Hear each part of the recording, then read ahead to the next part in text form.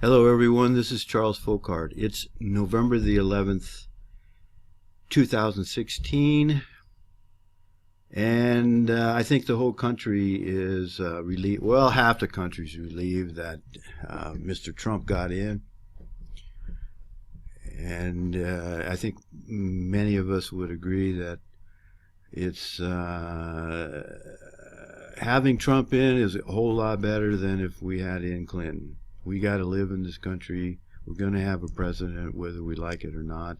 We're going to have a president whether they do what's in our best interest or not. So we're going to have a president, and it's much better to have Mr. Trump than Mr. and Mrs. Clinton again. That I think we can all agree on. At least for those of you who subscribe here. And to those subscribers again, I want to thank you. You know, just for a moment here, I'm not trying to get a lot of viewers. I mean, it would be great, but that's not my goal. My goal here is to tell the truth no matter the cost. And folks, telling the truth has a cost to it. In economics, we learn there's a benefit and a cost to every transaction made. But subscribing puts the channel higher up in the YouTube system, and as I increase in subscribers and views, then YouTube begins to say, well, people are interested in what this man has to say, and so they move me up, and more people then watch and possibly subscribe. So that's how you help get the truth out. I'm willing to tell the truth no matter where the truth leads me, and I'm willing to pay the cost. And I think I've proven that over and over again. So you're going to get the truth here that other people are going to avoid because they don't want to lose their subscribers. They don't want to lose the income they're making. And I could go through and name several names that they know better. They know the truth, but they refuse to tell the truth because they're going to lose subscribers, they're going to lose sales, they're going to lose viewers, and they're not willing to pay that cost. Well, I'm willing to pay the cost, and I'm going to tell the truth for as long as I possibly can. And I'm going to try a little experiment with you here. I'm going to mention something here in just a moment. I'm going to use a phrase, and I want you to take note of your first reaction to what I say. And even if you want to write it down, please. But I want you to, especially if you're new here, if you've never seen any of my other videos and you're watching one of my videos for the first time, what I'm going to say a phrase right here in a moment, and I want you to be aware of your initial reaction. Here we go. The biggest problem we face in the world today is the Jewish problem. But I'm talking about in general. The biggest problem we face today in the world is the Jewish problem. So we have a president, a new president, and I'm going to look in here in the video ahead. I'm going to show you some clips of Donald Trump that you probably haven't seen before, and if you have, it'll be a little bit of a review. The secret to good teaching is repetition, repetition, repetition, but in a different way. So hopefully, as I keep repeating the same theme over and over again, those of you who subscribe will begin to understand that our biggest problem is the Jewish problem. So what was the point of my asking you what your reaction was when I mentioned the number one problem of the world, and especially here in the United States and Europe and other parts of the world? The number one problem is the Jewish problem. Because I want you to ask yourself, where did you get that reaction from? What was the cause? What was the reason for your reaction? Was it because of what you've been told, what you've been programmed, what you've been led to believe about the Jews? Or is it based on what you yourself have investigated? You've looked at the evidence and you've come to your own conclusions. Ask yourself, where did I get my education concerning the Jew and the Jewish problem? Did you get it from stuff that you looked at, your own study, your own investigation, your own critical thinking, or has it been programmed into you all these years? That's a very important question that all of us need to ask, because these people control our world, control the Fed, they control the mainstream media, which is crashing, thank goodness, they control Hollywood. That is, the films there are used to program us and brainwash us in 100,000 ways all through our life. They control our foreign policy. They control most of the major corporations. The point is, where did you get your information about how you react to the observation or to the conclusion that others come to, that Jews are our biggest problem? And you'll see in this in a video soon here on this video where this man spoke up, and he didn't have he didn't have the common reaction to the Jewish problem as most people. So anyway, so what's the stand of President-elect Trump on the Jewish problem? But before I get into that, let's look into the Jewish problem here. One of the Jewish problem, and a big one, is the Federal Reserve System. The Jews who control the Federal Reserve System can create money out of thin air, can create fiat currency. I always have to correct myself, because fiat currency is not money. I don't want to get into that, but they can create what is used as money all over the world. They can create it out of thin air. If you don't see that as a problem, if you don't see that allowing a certain group of people to be able to create currency out of thin air and then buy up real assets all over the world, you got a problem. But that is a huge problem today in the world, because the petrodollar, the Federal Reserve note, is causing wars. They're able to pay for these wars all over the world. And that, I would say, is a major problem. Second major problem we have is the 1965 Immigration Act. Two Jews, Jacob Javits and Emanuel Teller, were the driving force, using Ted Kennedy as their front man. They were the driving force between the 1965 Immigration Act. And I have another video about the speech I gave, and the whole speech that I gave when I first returned to the United States, and I lived in Missoula, Montana, and I gave a speech there, and it's on one of my other videos. I'll put a link below.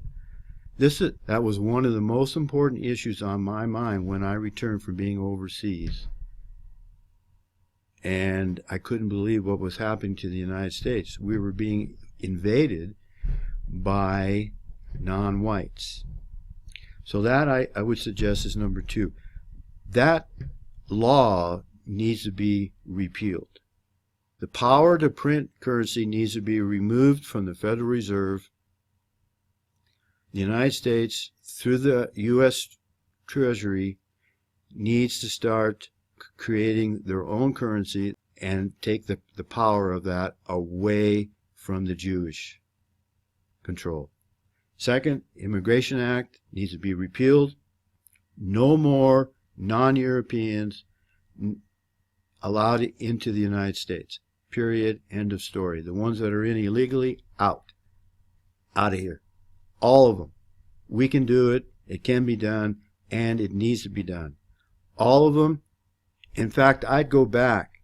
If you got in within the last 8 years of the Obama regime, your visa, your right to stay in the United States is revoked, and you're out of here. We go back a certain number of years, all those people gone. Sorry, that's the way it has to be. And then number 3, and there's more, but number 3, I'm going to say, is the support of Israel. The United States, as you're going to see here, supports Israel 100%. And that has got to stop. You know, Thomas Jefferson warned us against foreign entanglements. I think it was Jefferson. It might be Washington. It was probably, they would both agree. The United States should not be involved in other countries' affairs. We need to come home. We need to protect our borders. We have a beautiful geographical advantage that most other countries don't have. We got good neighbors to the south, the same people, Western Europeans in Canada. We have a problem in the south, but it wouldn't be as easy to get across into our country if we would enforce the immigration laws we already have. Our support of Israel has to be changed. They should not have the preeminence. The Jews in Israel should not have the preeminence that they have. And we should not be giving them as much money as we do. We create money out of thin air, the Federal Reserve does, and then we give it to Israel. And that has got to stop, folks. But I didn't hear a word about that from either Clinton or Trump. Didn't mention it. Immigration, yeah, build a wall, keep them out, but what about the source of the problem? There's a lot of high-paying, high-tech jobs being farmed out to other countries, Pakistan, India, etc., and also the H-1 work visa is allowing them to come into our country and taking over our job.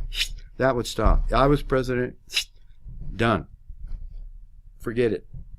All right? But let's just stick here with the point of this video, which is I want to show you that Donald Trump is not going to take care of either one of these 3 major issues. And I'm going to show you why. Here we go. He had extended himself to the Trump shuttle, to a yacht, to a helicopter, and to a lot of things which weren't generating any cash flow. He had to support his lifestyle, so he was in trouble. He was in trouble. Who was he in trouble with? These Jew bankers. And that's why he's 100% compromised. So they're talking about how Donald Trump was personally responsible. The leverage shifted dramatically over to the banks because it was no longer an issue of a bank and a piece of real estate. It was a bank in Donald Trump's actual survival. Trump owed money all over town to 72 banks in all. Lots of Jews there. Them as a group. How close was he to going personally? Listen to this. Very. Do you think you were going to go Very. Well, I didn't like thinking about it, but there was always that possibility. You owe billions and billions of dollars, and you have the more dangerous personal guarantee at $975 million. And you can have wonderful assets and all, but the economy was a disaster. Real estate was in particular a disaster, and I certainly was in deep trouble. Trump makes the In point deep trouble with the he Jews. was personally bankrupt. But there's a reason why the banks decided to keep Trump whole.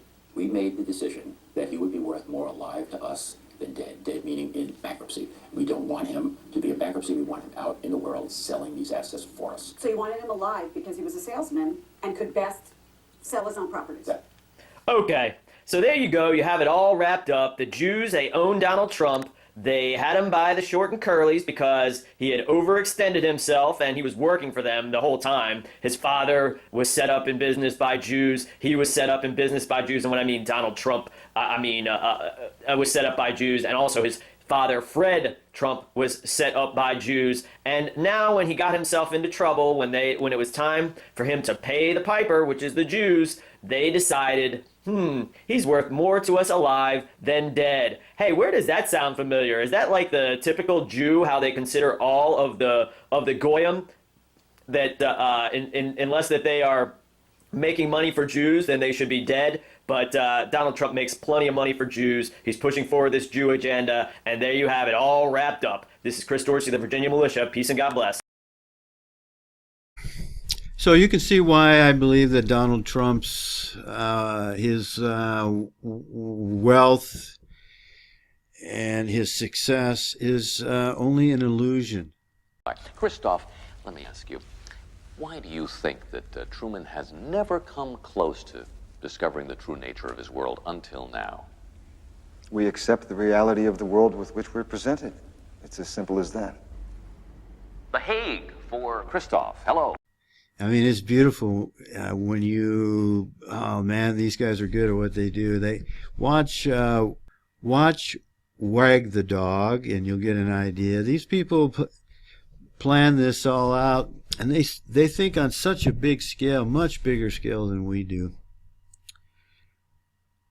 So I don't think we're going to have we're not going to have much success with, or much of a change in the important things with Trump as president. I want to show you just a little bit of what Trump thinks about Israel, if you haven't already heard or you don't know about the support that Trump gives Israel. And, he's got to know about who really did 9/11. He's not that stupid. Think about that for a moment. He's in New York. He lives there. He's a Jew between the ears. But I want to show you a man that I think we need more of. This guy in this video I'm going to show you here, I don't know where they are, perhaps Florida, but it's an older gentleman. He's got 2 hearing aids behind him. He gets up and he asks the future president of the United States a couple of questions. And I think if you look at the audience, look at their faces and stuff, you'll see that he was at the end there when they all start clapping. You realize that it wasn't easy for him to get up and say what he did, but that's what we need to do more of. We need to stand up and we need to say what we think. We need to know why we think what we know, and then we need to stand up and we need to say what we think, and to hell with everybody else. Anyway, I would like to meet this guy. He's we only see the back of his head, and I don't know who he is, but man, I want this guy's autograph. Anyway, I'll let you watch. You can comment on my objections, number 1 and number 2. Okay? Number 1, I'm opposed to the murder of unborn babies being legal. Number 2, I'm opposed to our wasting our military in the Middle East on behalf of Zionist Israel. Thank you. Okay. All right, well, let me just tell you that Israel is a very, very important ally of the United States, and we are going to protect them 100%. 100%. They've been our most reliable. It's our true friend over there, and we're going to protect Israel 100%. As to number 1, we're with you. Okay, one more. We got to ask one more, because that was a tough question on Israel. That was nasty. Whoa. Are we all for Israel, right? Yeah. Okay, go ahead. Well, there you have it. And if you watch another one of my videos where I show Trump saying that he's a friend of Netanyahu, he was the Grand Marshal in a parade they had there in 2004, and he was honored to go there. It was very It was a very high-risk situation. So he's personal friends with Netanyahu. Netanyahu asked Donald Trump to do a commercial. And so as you can see, most of those people in the audience were pro-Israel. And Donald Trump really went on the second issue. The man talked about the killing of innocent unborn children is legal in the United States, and he was opposed to that. Trump kind of brushed that aside. He went to the more important issue. Now think about that for a moment. It's more important to support Israel than it is to be concerned with innocent babies being murdered in the mother's womb. And there's a lot of deep problems.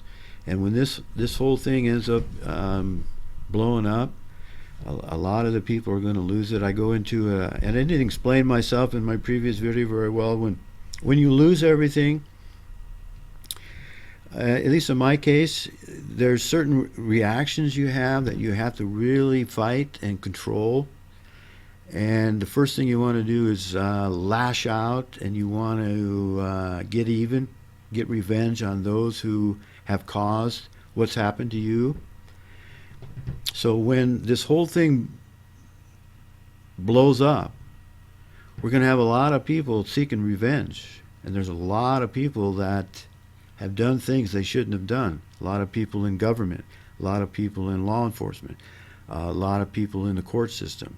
There's when this finally hits and the real reality hits the United States, it's going to be something we've never seen before.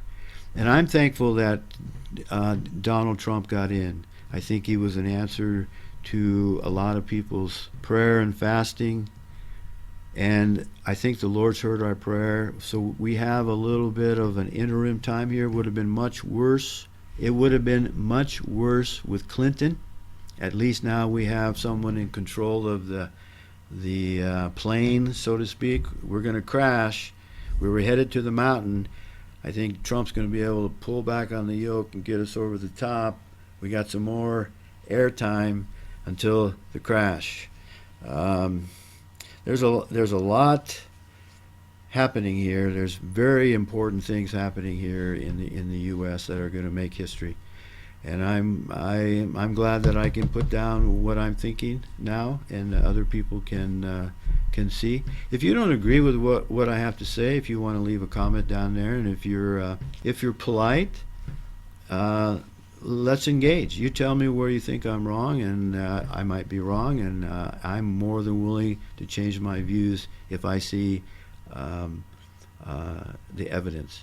So I honestly do wish you the best. I thank you for watching. Thank you for subscribing. Thank you for sharing. See ya.